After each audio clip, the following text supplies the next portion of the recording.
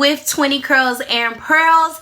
I am here to do a video that has been very highly requested. People have been asking me on social media as well as email, any way possible, what to expect when you are going through your Teach for America interview. So I said, why not make a video on it? And here it is. I hope you guys enjoy. So the biggest question that I was getting from you guys is what to expect with my Teach for America interview. All right, so it's been about 2 years since I've had my interview. However, I'm thinking that things have not changed very much. You will go to wherever your interview site is, and you will basically show them what you got. The biggest piece of advice that I have for those that are doing their Teach for America interview, guys, this is already after you've passed the phone interview, already after you have passed the questionnaire. This is your final in-person interview. The biggest piece of advice that I have is, guys, make sure that you showcase your love for children. So you'll go in and it'll be a group portion of your interview. You'll do a lesson for that group, and then you'll have a personal interview where it's just you and your interviewer one-on-one. In that time, guys, make sure you express your love for kids. Make sure you express, the inequities that are already in the educational system. And if you don't know anything about Teach for America is trying to achieve that gap between, the inequalities that we see in the way that students are taught and the funding that they get. So what Teach for America does, as you should already know by now, they place individuals, highly qualified individuals, in classrooms in areas that struggle. Some of them are larger communities, some of them are smaller communities. Depending on where your placement is, those are the types of people that you will reach. However, we are in communities that struggle and that are not economically savvy, and they do not have as many things as our other more I wouldn't say rural, I would say popular communities, but they're kind of at a disadvantage. So they bring us in to kind of, help everyone. Granted, we aren't going to save lives, and they know that we aren't going to save lives, but they want to make sure that we are trying to achieve that little bit of savings. So like I said, in your interview, you are going to have the opportunity to showcase your stuff.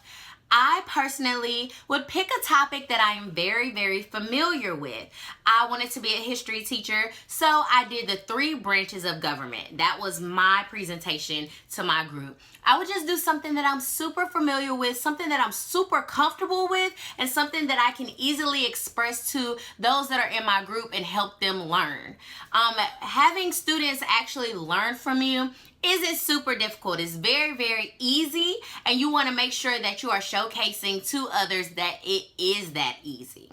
So when planning your topic, take your time. Take your time, get your feel, find out what you like and what you love and what you're passionate about, and use that to your advantage. It is only a 3-minute lesson, so you definitely don't have time to make sure that each of the students, these really are people that are in your group trying to do the same thing that you are, but you definitely don't have time to make sure that your students understand every single thing about what you're teaching. Make sure you time yourself before you go. If you time yourself before you go, you kind of know what you can take out, what you can put in, and you also know kind of how to stay on track with your topic. I definitely had note cards, and literally as I had my group copying down my notes, I made sure that I was following my pacing, making sure I was following my timing. Stay within that time frame that they give you. It's not that hard to do. Just pace yourself and practice. Practice is definitely key with that. During my one-on-one interview, I would definitely say that I painted a picture for my interviewer. I told her how passionate I was about kids and how passionate I was about eliminating any inequity, whether it's educational, whether it's, in the workforce. I just wanted to be a voice, and I wanted to be an advocate, and I wanted to be somebody who stood for change. And I think the way I articulated it and the way I explained it to her helped her see that I was a really good fit for the organization and what they were trying to do.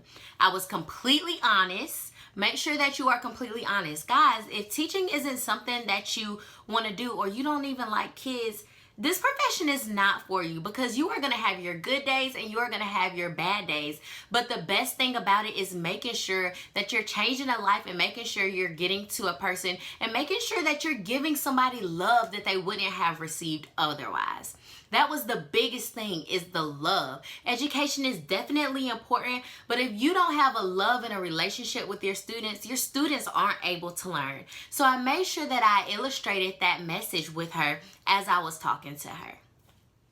Another thing, guys, was make sure you are super friendly. Be friendly. Making sure you talk to everybody, not overly talk, because as you know, it is an interview. So you want to make sure that you have good posture and you use those interview skills that you have acquired, but make sure that you're friendly. Show that you can have fun and still do your job at the same time. One of the biggest things about teaching, you are not only working with students, but you are working with other adults. And what they say, the hardest thing about teaching isn't the kids.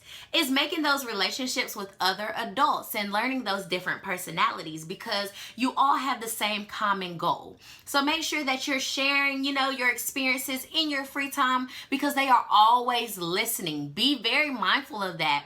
Your person, there will be 2 people in your interview, if not more. They are always walking around. They are always listening. So be mindful of what you say and make sure you write good things about yourself down. Write little tips to help you focus on. You have to ultimately be yourself. Don't try to be anybody else but yourself, because you're the person that is going to be in this job.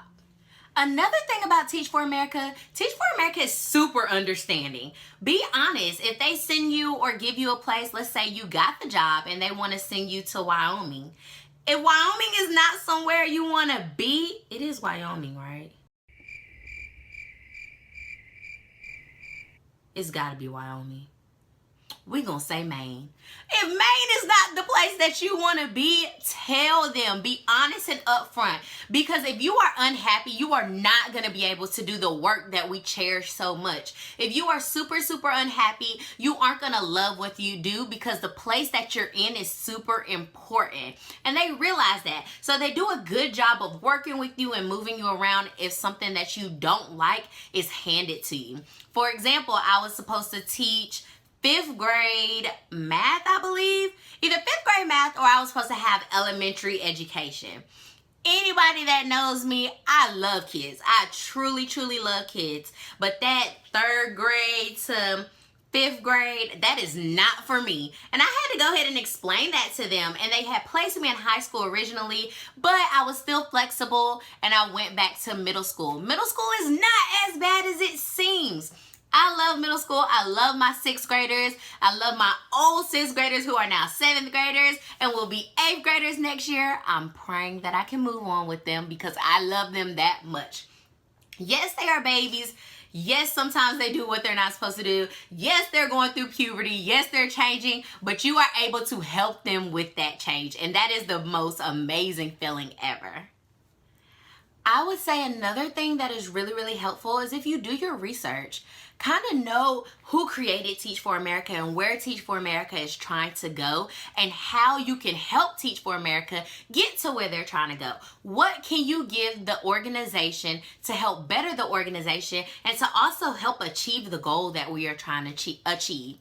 Like I said, Teach for America is trying to eliminate educational inequities, and that is important. What can you do for that fight? We know that you can't be the whole fight and you can't change everything about that fight, but what can you give to the fight to help? What can you give to the fight to create a sense of urgency to make sure that our kids are getting all the knowledge and all the power that they need? All right, guys, because I wanted to make sure that I gave you good, concrete information, I asked some of my friends that were also in Teach for America what was one word of advice that they would give you guys when applying and going through your interview process.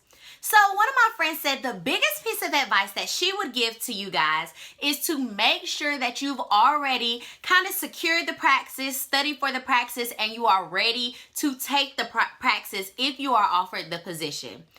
I believe, and I think she will agree with me, the praxis, oh my goodness, praxis,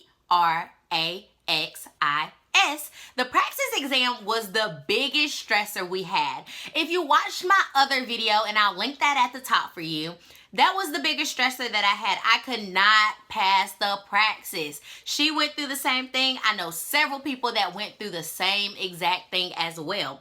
It is super, super important to kind of already be in the process of taking the praxis or getting ready for the praxis if you are offered the job. So guys, this concludes the video. I hope that I answered a lot of questions for you. Like I said, you guys have been sending those questions, and that's what I love, sending those emails, and I definitely appreciate it. If you have any more questions on what to expect, how to feel, what to do, make sure you either drop a comment, and as always, you can definitely hit me up on my social media. Left, right. I think it's gonna be over here. No. It's going to be over here. I always do that. Make sure you hit me up on my social media. You can always email me. I try to get back with you as soon as possible. Thank you so much for watching. And as usual, it is Miss 20 Curls and Pearls signing